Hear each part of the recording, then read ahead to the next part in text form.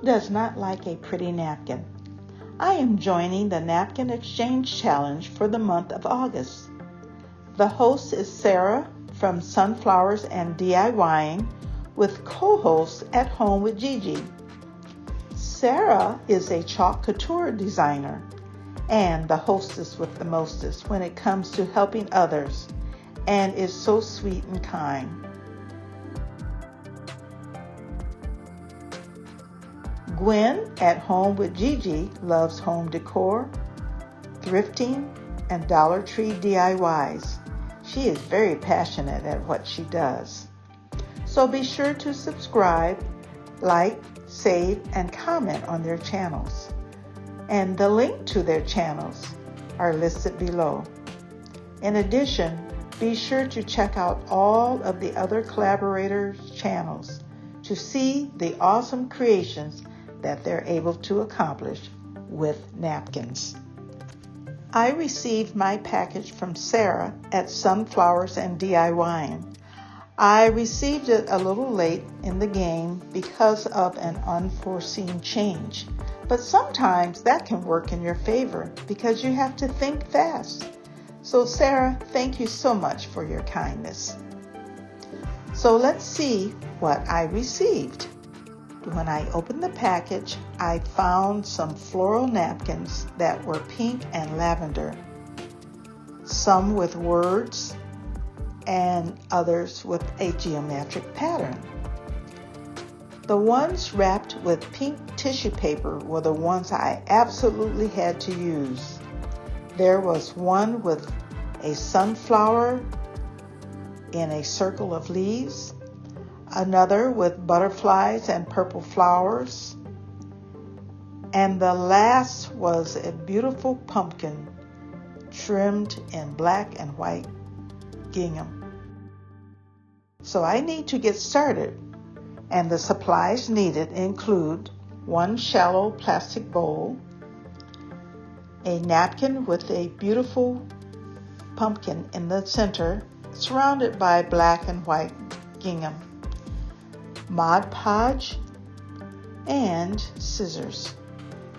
And of course, you also need a paintbrush. The first thing that I had to do was to cut my pumpkin from the napkin and remove the second ply. It may not be strong enough during the cutting if you remove the second ply first. So after that, Mod Podge was applied to the back of the bowl, and I put it directly over the sticker that was inside the bowl. That way you can get it centered correctly and make sure that the colorful side of the pumpkin is facing downward. And then I learned a trick to use saran wrap to get it fairly smooth. Sometimes it works and sometimes it doesn't, but I found that the other trick is not to use a lot of Mod Podge. Now, if I had to do it over, I would paint the back of the pumpkin white before I put the black and white gingham over it, and try not to use too much Mod Podge. I had to return some of it to the bottle. Once that was on, I removed the sticker that was on the inside of the bowl. When it came time to cut the gingham strips and place them around the bowl, I attempted to place it around the bowl, but I soon saw that it was not going to work, so I put them lengthwise, like from one end of the bowl to the other, until I had every opening with a black and white strip on it. And you end up cutting little small strips just to fill in the spaces. And if you have overhang, don't worry about it, because you can take your scissors and cut it so it can be even with the bowl. And you may want to cut it when it's a little dry, not when it's really wet, because that way, it could tear. Now, once that was done, your Mod Podge it again with dishwasher safe Mod Podge, and you will have a beautiful fall bowl that you can put pumpkins or fruit in because it is food safe. Next is a wooden house frame. The supplies needed include 1 wooden house frame, 1 sunflower napkin, Mod Podge, saran wrap, and a paintbrush. So the first thing that needs to be done is to prep the wood. This can be done by sanding the rough areas over the wood. However, you can leave the wooden house raw or you can paint it. I decided to give you a surprise on this one. I put Mod Podge on the wood-shaped house and took the napkin that said, "Welcome to our home," and laid it down and smoothed out the wrinkles. And I did this, I put the saran wrap or plastic wrap on it to smooth the edges, and it looked like it was printed. And I like the kind of a translucent look to the house, and it just is subtle, "Welcome to our home." I like that look.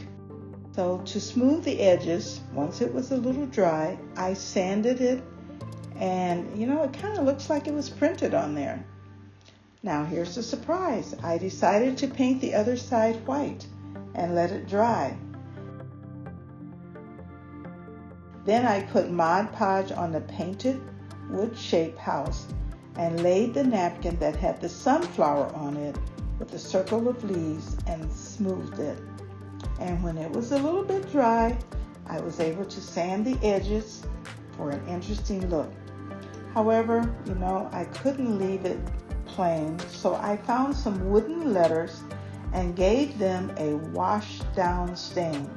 I spelled out the words "Fall Vibes," and I put the fall at the top and the vibes at the bottom, but you could put any words that you want.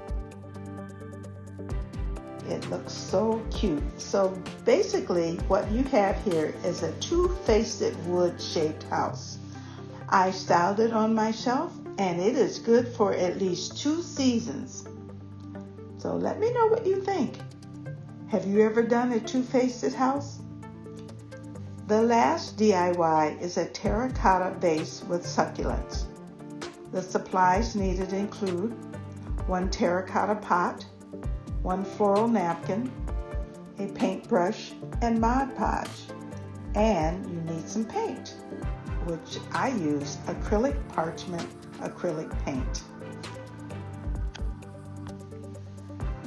The first thing that you want to do is to clean your terracotta pot and paint it antique parchment acrylic paint. Completely paint the outside and part of the inside with this color. Then you want to remove 1 ply of the napkin, then tear or cut 2 roses out along with the leaves and flowers, and use Mod Podge to adhere to the pot. Once you have placed your 2 roses, then you can finish the entire pot with Mod Podge and let it dry.